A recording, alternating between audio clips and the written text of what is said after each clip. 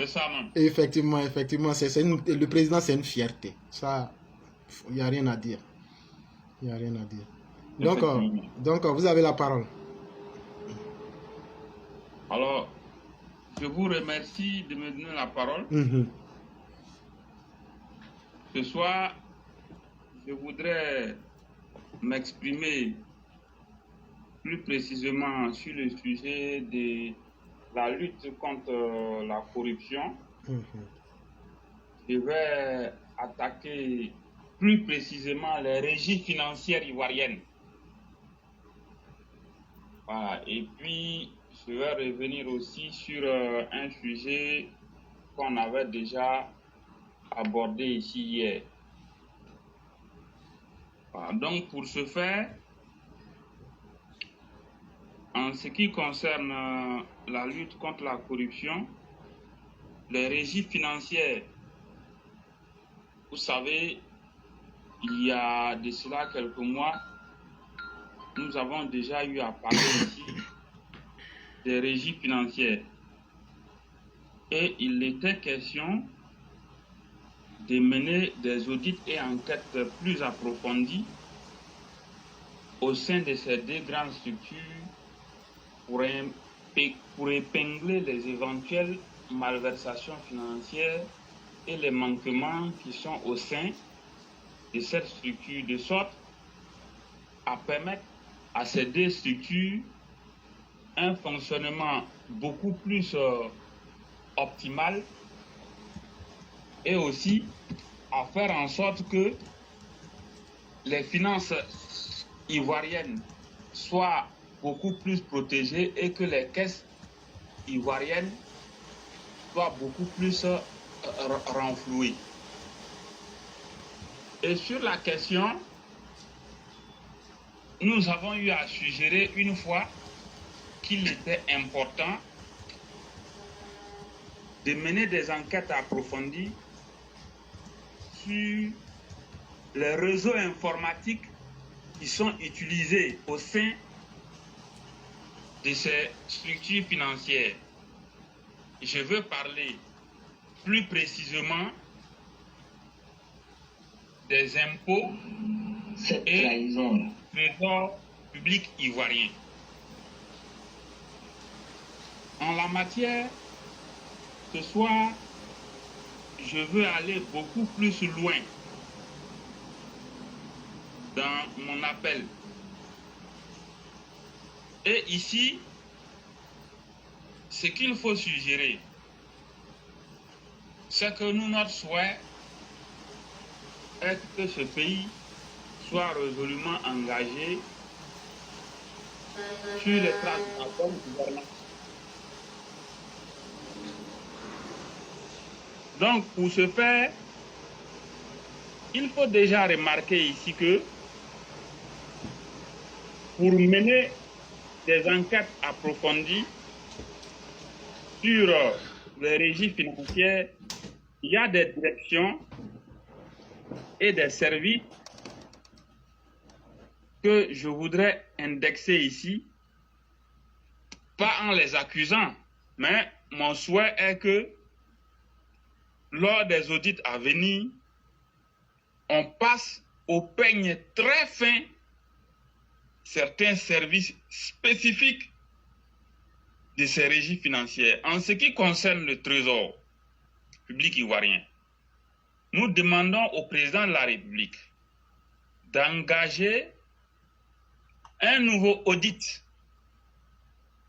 au sein de cette structure et il est souhaitable que l'audit soit opéré par une structure indépendante très transparente qui n'a jamais eu à auditer une entreprise ivoirienne pour éviter des éventuelles connivences entre les responsables du Trésor et une éventuelle structure d'audit.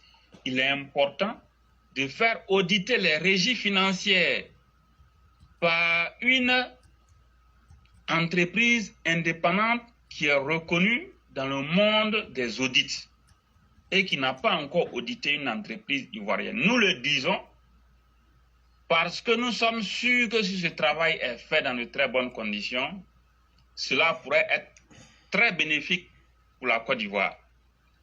Et en la matière, en ce qui concerne le trésor public ivoirien, nous voulons demander dans l'audit à venir à ceux qui vont auditer cette structure étatique de regarder attentivement du côté de la direction des systèmes d'information, la direction de la comptabilité publique, l'agence comptable centrale des dépôts, l'agence comptable centrale du Trésor, le payeur général du Trésor et la direction des moyens généraux. Donc, pour me résumer, nous demandons au président de la République de lancer un nouveau audit au sein du Trésor public ivoirien et le nouveau audit devra être effectué par une structure indépendante qui n'a jamais eu à auditer une structure en Côte d'Ivoire et qui est reconnue de par sa qualité en termes d'audit mondialement. Et pour ce faire, il faut non seulement auditer toute l'entreprise, toutes les directions, tous les services, mais plus précisément, il faut passer au peigne très fin la direction des systèmes d'information, la direction de la comptabilité publique, l'agence comptable centrale des dépôts, l'agence comptable centrale du Trésor et chez le payeur général du Trésor. Également, il y a la direction des moyens généraux. Il faudra passer au peigne très fin toutes ces directions et services ou agences du Trésor public ivoirien pour comprendre ce qui se passe. Et en ce qui concerne l'audit du réseau informatique dont je parlais, il faut regarder plus précisément du côté de la direction des systèmes d'information. C'est ce qu'il convient de préciser en ce qui concerne le Trésor public ivoirien. En ce qui concerne la direction générale des impôts, pour ne pas dire les impôts de Côte d'Ivoire, il faut également faire auditer cette structure étatique par une nouvelle entité qui n'a jamais eu à auditer en Côte d'Ivoire et qui est reconnue mondialement de par son travail bien fait. Il faut non seulement auditer toute l'entreprise, c'est-à-dire les impôts de Côte d'Ivoire, mais il faudra passer au peigne très fin les directions suivantes. La direction informatique, la direction des grandes entreprises, la direction des moyennes entreprises, la direction des opérations d'assiettes, la recette générale des impôts, la direction des vérifications nationales, la direction du domaine de la conservation foncière, de l'enregistrement et du thème, et la direction du cadastre. Je reprends. Lors de l'audit à venir, qui devra être effectué par une nouvelle entité, une structure qui est reconnue mondialement et qui n'a pas encore eu à auditer une entreprise ivoirienne, il faudra auditer toute l'entreprise, mais il faudra mettre un accent particulier et passer au peigne très fin les directions suivantes au sein des impôts. La direction de l'informatique, la direction des grandes entreprises, la direction des moyennes entreprises, la direction des opérations d'assiette, la recette générale des impôts, la direction des vérifications nationales, la direction du domaine de la conservation foncière, de l'enregistrement et du timbre, la direction du cadastre. Donc voilà, on va passer au pain très fin des impôts. Donc ça, c'est ce qui concerne les audits à venir au sein des régies financières. Bien entendu, l'audit réseau informatique est bel et bien concerné. Hier, comme vous le savez, nous avons eu à parler de l'ANSUT.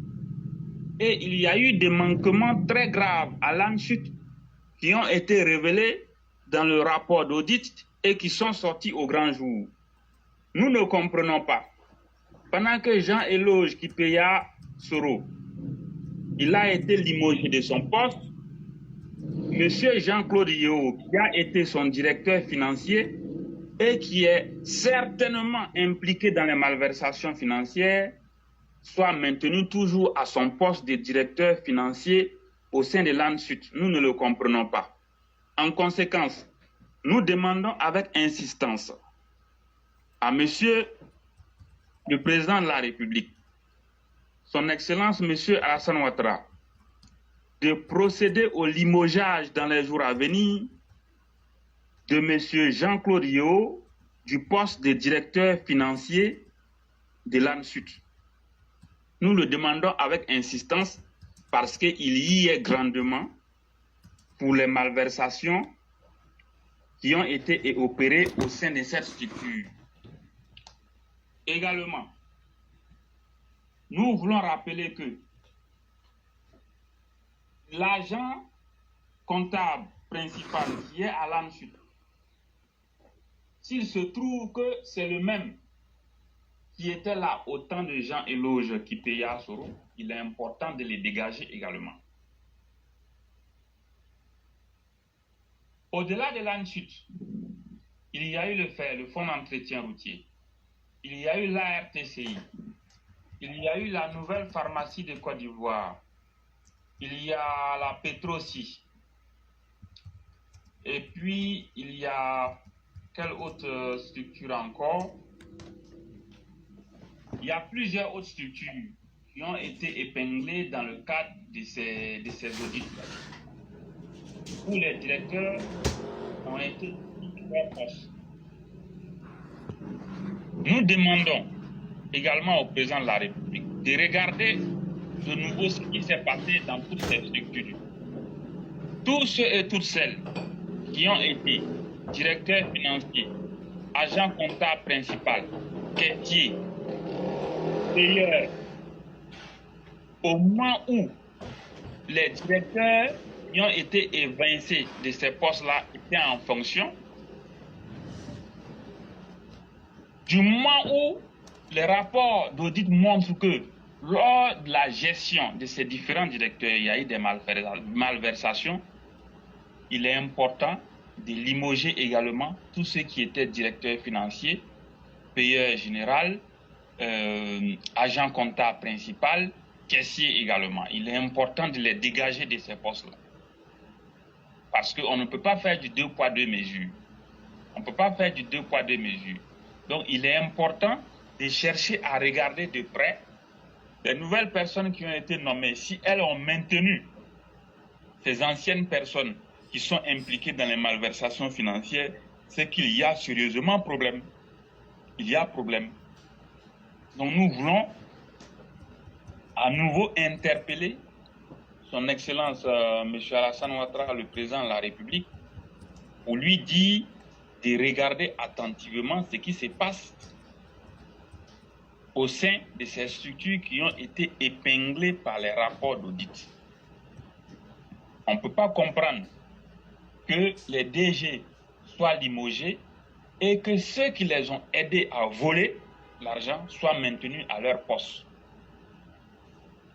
Et au-delà de tout ce qu'on peut dire, il y a quelque chose que nous réclamons toujours. Nous voulons que l'argent qui a été détourné soit remboursé intégralement. Pour ce faire, il faut engager les poursuites judiciaires. Il faut engager les poursuites judiciaires contre les auteurs de ces malversations financières pour les obliger à rembourser notre argent. Nous voulons en savoir davantage. Nous n'avons pas encore fini avec ce sujet et il est très important. Pour terminer, il y a un autre cas qui concerne toujours la lutte contre la corruption. Permettez-moi de lire un article de presse publié sur le site Kwasi, où un entrepreneur dans le domaine du bâtiment a été, il a été, comme on appelle même, dépossédé de ses 40 milliards de francs CFA par une banque de la place. Il y a les faits exposés par l'entrepreneur et puis il y a la réaction de la banque également. Nous allons faire lecture de cet article de presse et après, nous allons faire nos suggestions pour que solution soit trouvée à ce problème.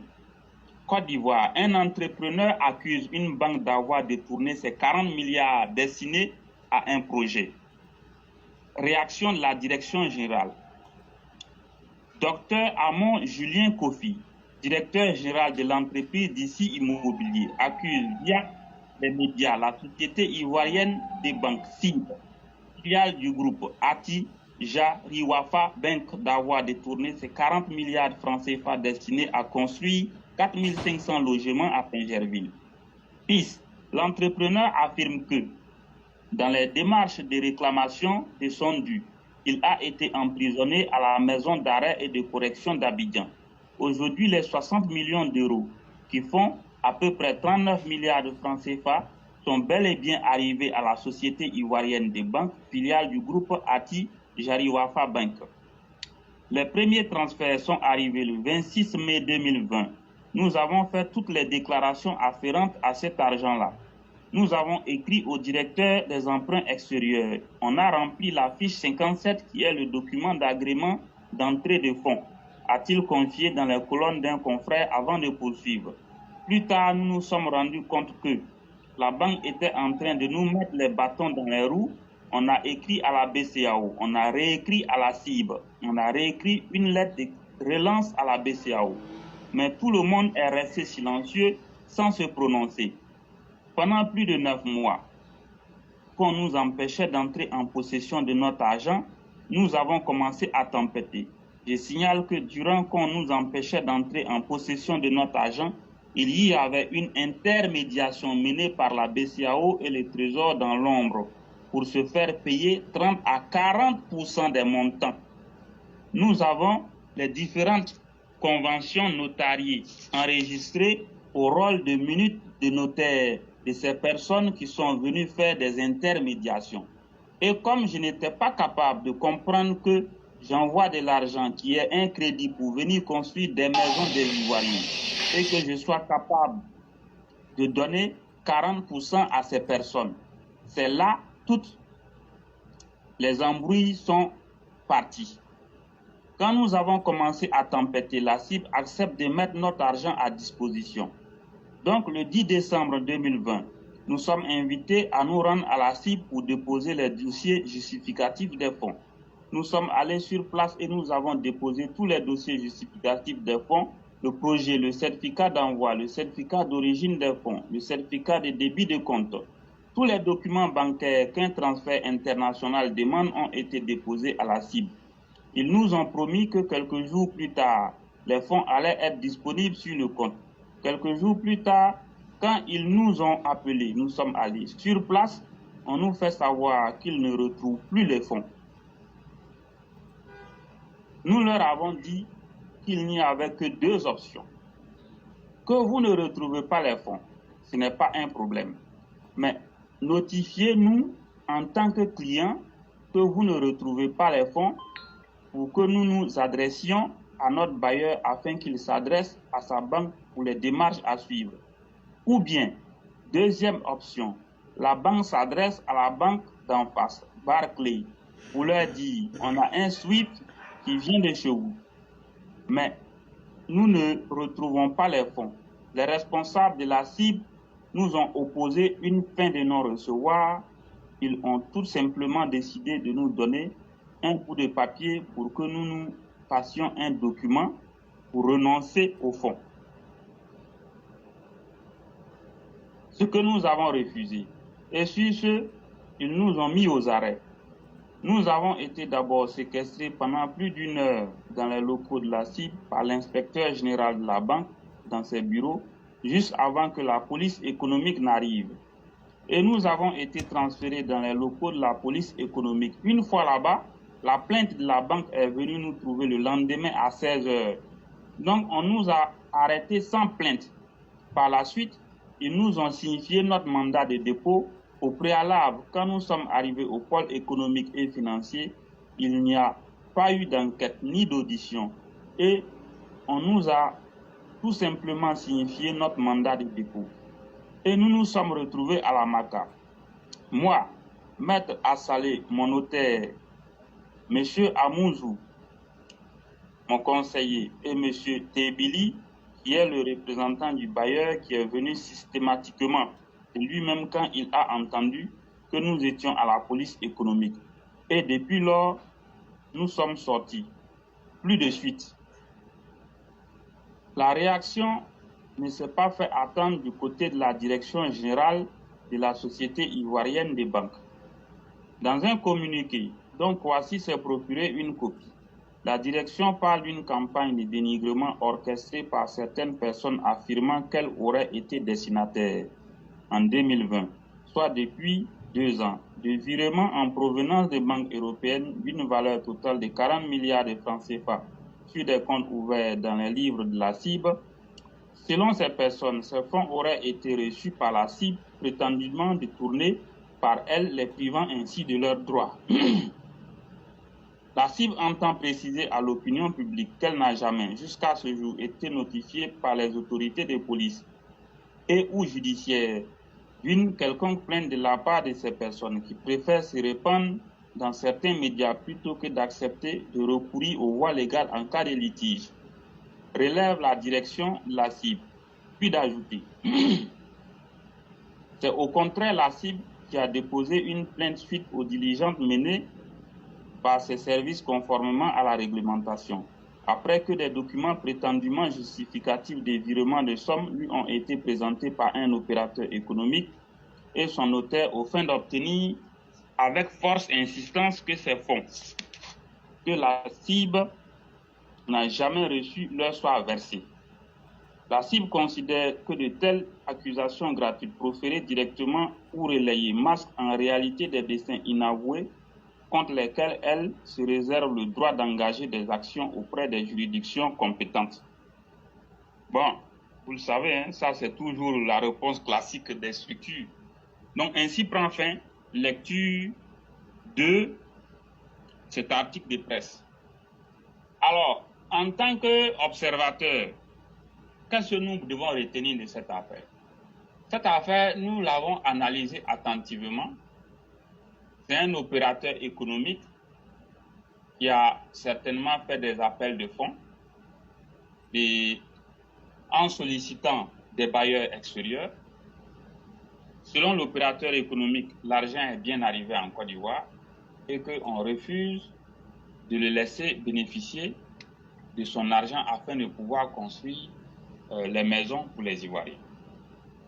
Nous l'avons à maintes fois répété ici. Il est important de favoriser l'entrepreneuriat sans chercher à prendre automatiquement parti pour l'entrepreneur. Ce que nous pouvons déjà dire, nous allons alerter M. Zorobi Stéphane Balo, le ministre de la lutte contre la corruption et la bonne gouvernance, et le vice-président de la République, pour dire à ces deux autorités quels sont les mieux placés pour résoudre ce problème. Nous interpellons avec insistance Monsieur le vice-président de la République son Excellence M. Timoko Mele Kone, et le ministre Zorobi Epifane Balo pour leur demander de se saisir spécialement de ce dossier pour comprendre ce qui se passe exactement et de résoudre le problème qui s'y trouve.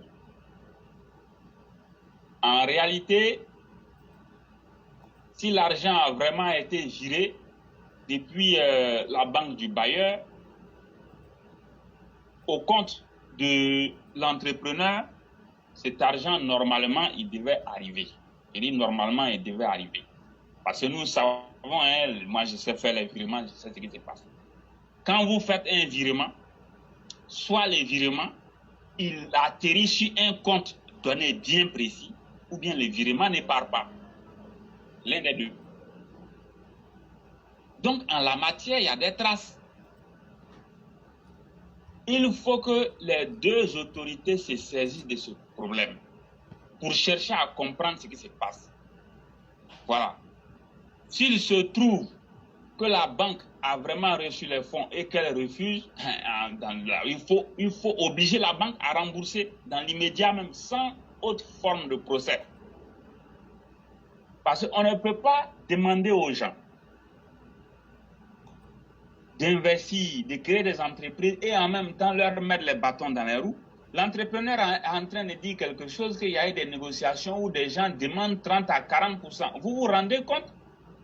Vous partez prendre crédit auprès d'un bailleur pour investir dans une entreprise, un projet aussi sérieux, et des gens qui vont absolument rien faire dans cette affaire, ils réclament à eux seuls 30 à 40% de commission. Et pourquoi? Et pourquoi? Même un rond, on ne donne pas.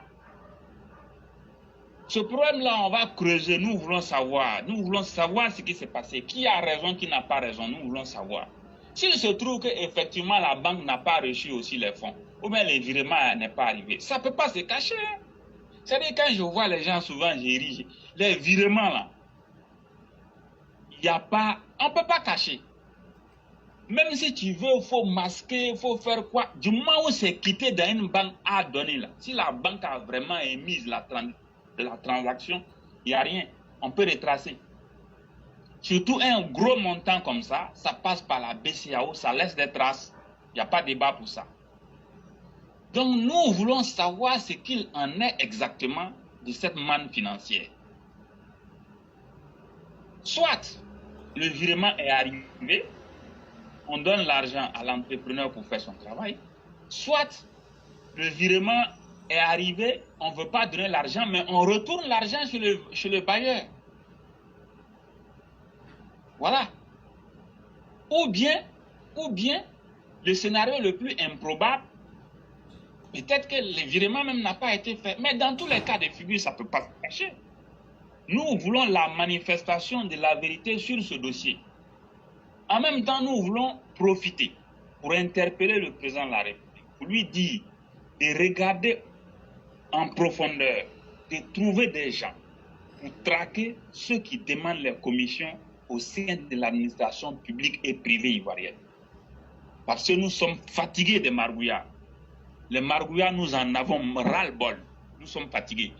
Tout ce que vous allez chercher à faire dans ce pays-là, vous allez toujours voir des gens qui se disent intermédiaires, qui ne font absolument rien. Et eux seuls, ils veulent toujours et 15%, 20%, 25%, 30%, 40% des montants donnés, des paiements. Pourquoi nous voulons savoir? Nous voulons savoir, il faut qu'ils soient traqués. Nous demandons à tous les opérateurs économiques, à tous les entrepreneurs, à tous les investisseurs, à tous ceux qui ont pour objectif d'investir dans le pays, ou bien tous ceux à qui on doit de l'argent. Si vous rencontrez sur votre chemin des gens qui vous demandent des pourboires, 10%, 20%, 30%, 40%, alors qu'ils n'ont absolument rien fait dans le travail, parce que tout simplement, selon eux, ils sont intermédiaires, mais en réalité, ce sont des usuriers et des margouillards, vous les dénoncez auprès des Spacia, la plateforme de lutte contre la corruption faut les dénoncer auprès de M. Zoro Bi Epiphane Balo. Il faut le faire. Il faut que les gens soient suffisamment courageux. Nous ne pouvons pas tout faire à leur place. Ce pays, nous voulons mettre de l'ordre et nous allons mettre de l'ordre, quel qu'en sera le prix. Voilà ce que je voudrais dire aujourd'hui. Si vous avez quelque chose à ajouter, je vous l'écoute. Vraiment, Souniata, merci beaucoup pour tout ce énorme travail que vous faites. Et comme je le dis, vous verrez que la majorité même des élèves de la classe vous disent merci. Parce que combien d'Ivoiriens en Côte d'Ivoire prendraient le soin d'évoquer ces fêtes-là et de chercher à comprendre le vrai de l'ivraie, ou si vous voulez du faux. Mais une société qui s'était surtout, devient une société de complaisance, de compromission, et donc une société en décadence. Et c'est ce qu'on dit toujours. Alassane est un économiste. Et malheureusement, les gens veulent honnir le président sur son terrain favori. Et je me demande bien, ceux mêmes qui sont autour du président, qu'est-ce qu'ils font pour essayer d'améliorer ces situations? C'est vrai, on me dira que l'affaire est encore trop fraîche. Mais est-ce que Spatia ne peut pas s'auto-saisir, puisque ça a été déjà dans les médias, tout le monde a appris? Est-ce que le procureur ne peut pas chercher à inviter rapidement les deux parties à bien comprendre l'affaire? Et quel intérêt avons-nous ou a-t-on de laisser cette affaire traîner jusqu'à ce qu'elle perde de sa saveur?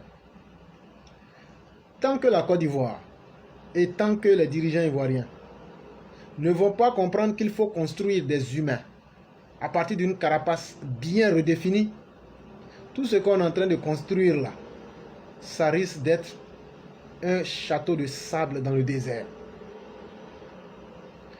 C'est tellement malheureux. Je me souviens, j'étais à la CIB il y a quelques semaines. Et je me souviens, bien avant ça, j'étais à Abidjan. Et j'ai fait des transferts. Et quand je suis allé, il n'y avait pas de problème. Mais est-ce que pour une période de 6 mois, on peut bloquer le compte de quelqu'un? Non. Pour 6 mois, on ne peut pas dire que le compte n'est pas inactif. Surtout que vous savez que je vis aux États-Unis.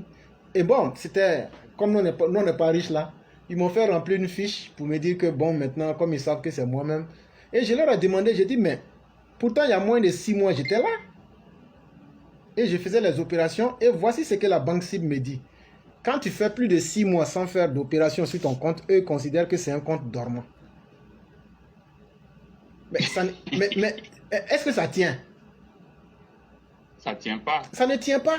Un compte épargne, on peut les laisser même 1 an, même sans faire nos opérations. Voilà. Bon, ils m'ont fait croire que c'est pour des mesures de sécurité. J'ai dit, bon, il n'y a pas grande chose. Mais jusque-là, je ne suis pas encore mort et je vais profiter de mon bien. Mais voyez-vous, ça fait un peu peur. Je me souviens que c'est dans l'une de ces mêmes banques-là, il y a quelqu'un qui s'est permis de détourner plein d'argent aussi. C'est dans l'une des banques, je ne sais plus si c'est la CIB ou même si c'est une quelconque banque. Et puis, il y a une agence même de la CIB sur la route de Bingerville. Leur service est vraiment exécrable. Ça aussi, il faut signaler ça. Près de comment on appelle là, Place là. Leur service n'est pas, voilà, leur service n'est pas du tout bon. Leur service n'est pas du tout bon.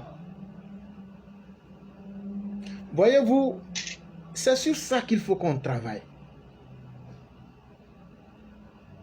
Et ce que Alassane a pris pour travailler là, c'est une marque de confiance et c'est un honneur. Mais vous êtes là, vous dormez. Et les conséquences là, c'est tout le régime d'Alassane Ouattara qui va les subir. Hein. On ne fera pas de distinction. On dira d'abord c'est votre chef Alassane Ouattara. Et maintenant, le temps de situer les responsabilités, il est déjà trop tard. On dit qu'on veut un environnement qui attire les investisseurs. Des Ivoiriens vont chercher de l'argent. Ils amènent de l'argent. Si on discute, c'est qu'il y a quelqu'un qui n'a pas raison. Effectivement. Si on discute au moins, je ne dis pas que je soutiens l'un ou l'autre, mais si on discute, ça veut dire qu'il y a quelqu'un qui n'a pas raison. C'est très clair. Et là, est-ce que c'est comme ça qu'on veut voir ce pays-là? Est-ce qu'on peut inspirer confiance quand on entend de telles histoires? Non. Parce qu'il y a des investisseurs extérieurs à la Côte d'Ivoire qui souhaiteraient venir.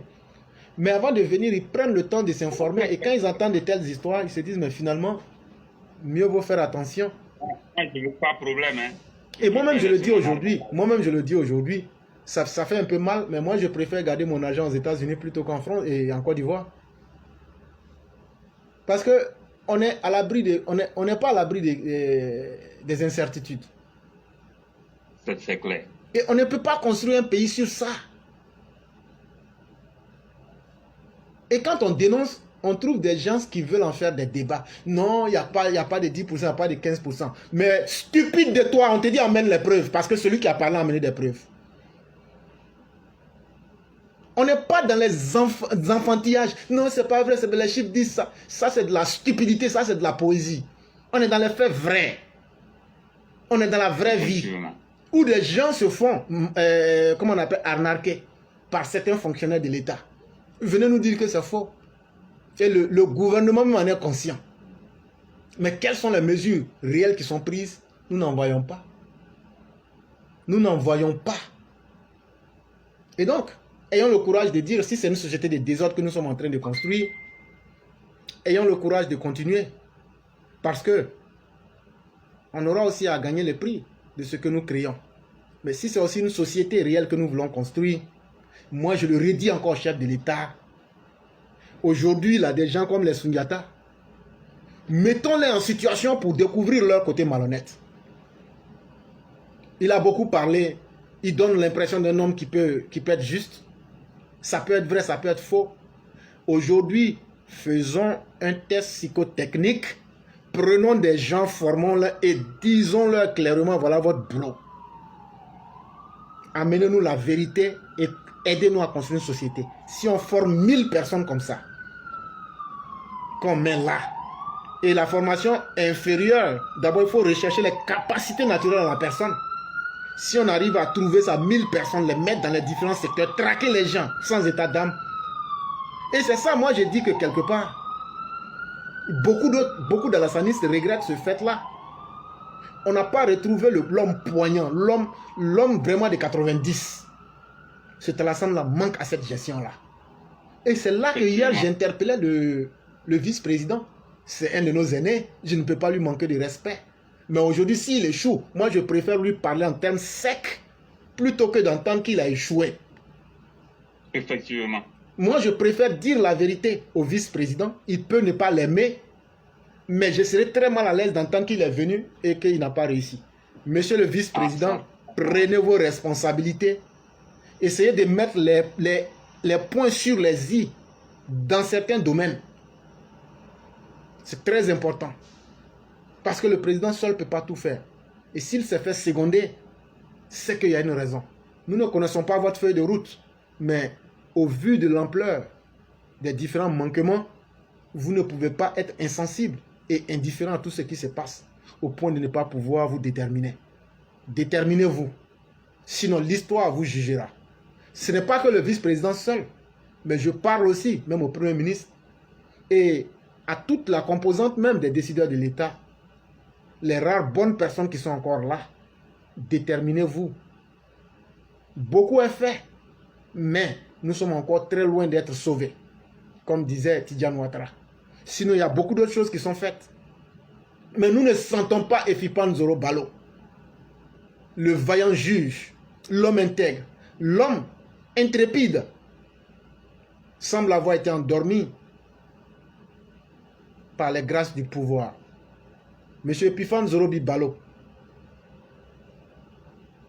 l'âme qui faisait de vous un homme qui inspirait crainte, qui inspirait respect, qui inspirait admiration, cette âme-là semble s'être évaporée.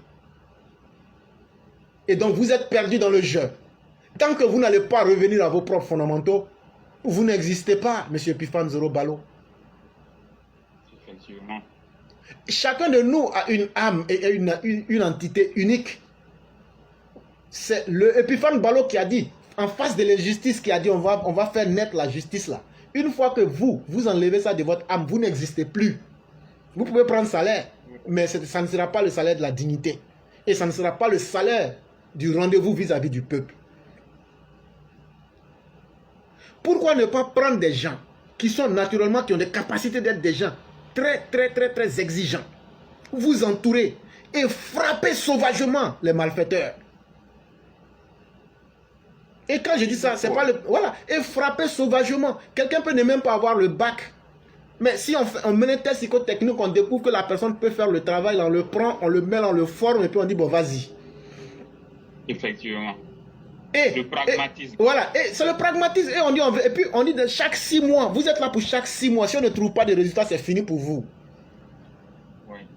Tu vas voir que ce pays-là va changer. Ce ne sont pas les idées qui manquent, mais il y a une bonne volonté d'empêcher que les choses se fassent bien. Parce qu'il y a une bonne volonté de vouloir humilier le président. C'est ce que nous disons toujours. Ceux qui veulent et ceux qui ont la capacité d'humilier le président, ce n'est pas ceux qui sont les opposants, c'est ceux qui sont autour de lui. Parce que tout ce qui peut faire honte au président de la République, quand on lui colle ça, c'est pire qu'un coup d'État. Quand vous collez les détournements au président, c'est pire qu'un coup d'État. Quand vous êtes en train de construire des murs sur les routes, c'est pire qu'un coup d'État. Quand vous êtes là en train d'organiser des mariages princiers et à utiliser les moyens de l'État, c'est pire qu'un coup d'État. C'est de cela qu'on est en train de parler. Et avec ça, vous voulez qu'on vous respecte. Mais monsieur le président, vous avez toujours cette option-là de former des gens, une équipe pragmatique, commando et des résultats sur le terrain. Vous allez assainir tous ces domaines-là. Parce qu'on parle, mais les gens continuent de voler. Hein. Ah oui, hein. Et donc finalement, à quoi sert-il de faire tout ce tapage et de créer toutes ces structures? Voilà bien la question qu'on se pose. Et il va falloir bien qu'on réponde à ces questions-là. Sinon, nous devenons un État défaillant. Avec... Malheureusement, l'État ne peut pas être défaillant sans qu'on y inclue son chef. Oui. Parce que tout est lié. On ne peut pas dire que l'État est défaillant. Oui, le chef de l'État a fait ce qu'il pouvait. Oui, il a fait ce qu'il pouvait. Mais ça demeure sa gestion. Et donc, tenons-en compte.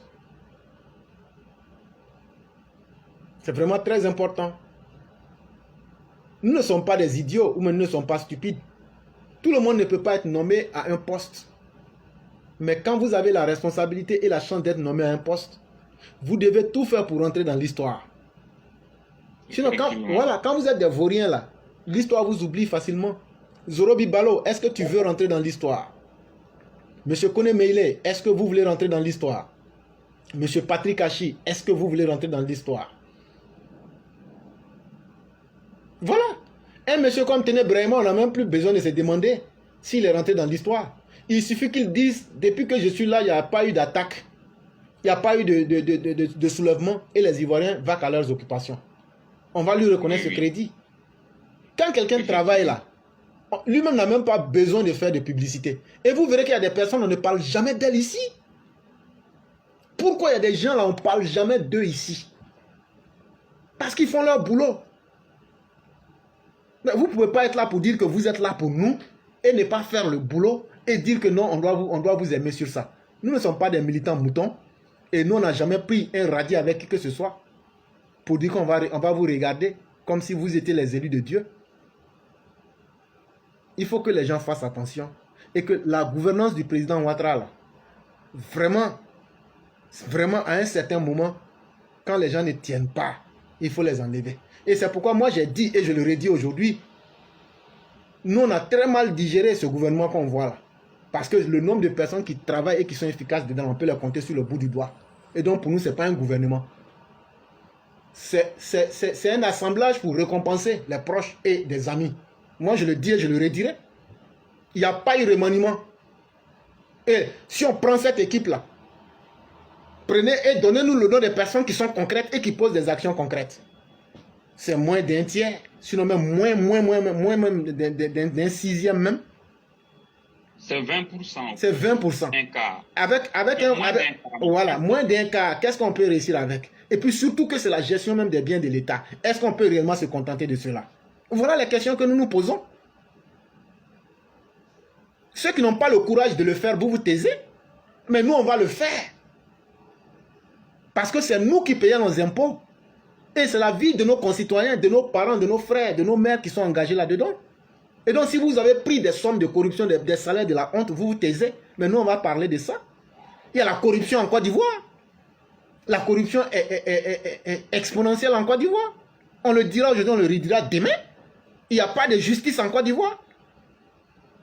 Et quand je vois Sansan Kambile qui sort, qui fait un texte pour justifier, mais M. Sansan Kambile, s'il y a justice, prouvez-nous par des chiffres et des faits concrets. Quand les 3 organisations vous ont attaqué la semaine passée, ou même cette semaine-là, tout ce que vous avez écrit là, ce n'était pas nécessaire. Il fallait dire, depuis que je suis arrivé, voilà de façon concrète ce que j'ai fait. Point. Toi-même, ton directeur de cabinet, il y a peut-être 1 ou 2 mois, ils ont fait un séminaire, un palais des juristes en Côte d'Ivoire. Ils ont reconnu que la justice en Côte d'Ivoire, il y a trop de défaillances. Donc, ne mentez pas aux parents. Est-ce que toi-même, là, tu fais ton travail? Sansan Kambile, tu fais ton travail. Sinon, là, si les gens ont critiqué, ils ne sont pas bêtes. Ou bien il faut démonter ce qu'ils ont critiqué. Et donc, quand tu n'es pas capable de démonter parce que par manque d'incompétence, normalement, tu dois démissionner. Maintenant, si tu es là, parce que bon, ils sont là pour te remercier ou bien par copinage, ça c'est votre problème. Mais le régime sera jugé en fonction de ça. Qu'il n'y a pas de justice en Côte d'Ivoire. Nous, on va le dire jusqu'à ce qu'il y ait justice. Parce que si les Laurent Gbagbo aujourd'hui sont heureux, si les Damana Pika sont heureux, si aujourd'hui les xénophobes sont plus heureux même que lorsqu'ils étaient dans la refondation, c'est parce qu'il n'y a pas de justice. Et ils vous le disent en face. Et nous-mêmes qui sommes les victimes, et nous-mêmes qui sommes les observateurs, on vous le dit. Et ce n'est pas la première fois que les organisations de droit internationaux vous le disent. Et tout récemment, je ne vais pas de cette semaine-là encore, la FIDH, la MIDH et une autre organisation internationale vous ont rappelé sur ces faits-là. Et vous savez très bien que ces rapports-là vont aller dans d'autres structures internationales. Mais finalement, il faut qu'on vous demande qu'est-ce que vous voulez et qu'est-ce que vous faites. Est-ce que vous n'êtes pas en train de travailler en faveur même de l'opposition? Sansan Kambile, il faut qu'on vous demande ça. Est-ce que vous ne travaillez pas contre même le régime? Parce qu'on n'a aucune visibilité dans le travail que vous faites. Et vous-même, mis en face de la réalité, vous ne pouvez même pas dire, bon, vous nous avez critiqué qu'il n'y a pas de justice. Nous, on le dit ici toujours. Les gens auraient pu dire que nous sommes des radicaux et qu'on exige trop et qu'on est dans l'ivraie. Mais le problème là, maintenant là, c'est pas nous on a dit ça. On va dire, ah, vous n'êtes pas là à l'école. C'est vrai, nous on n'est pas là à l'école. On va dire, ah, vous ne connaissez rien, vous n'êtes pas dans la politique. Oui, nous on n'est pas dedans. Mais nous là, on n'est pas bêtes. Et puis nous là, on sait observer et on comprend le monde. Maintenant que les structures même qui sont habilitées à donner leur avis sur la justice dans les différents états là, maintenant qu'eux sont venus, ils ont parlé là. Il faut nous donner maintenant des preuves concrètes pour dire, bon, vous dites qu'il n'y a pas de justice et que le politique dénature les décisions de justice en Côte d'Ivoire, c'est qu'il y a une réalité. Sinon, Laurent Gbagbo ne serait pas dehors. Les Damana Pikas devraient foutus là-dedans. Et tout autre. Venez maintenant nous dire, bon, voilà la réalité de ce qui a été fait de façon concrète. Même être capable d'informer les Ivoiriens sur leurs droits, vous en êtes incapable. Vous m'excusez. Alors? Alors?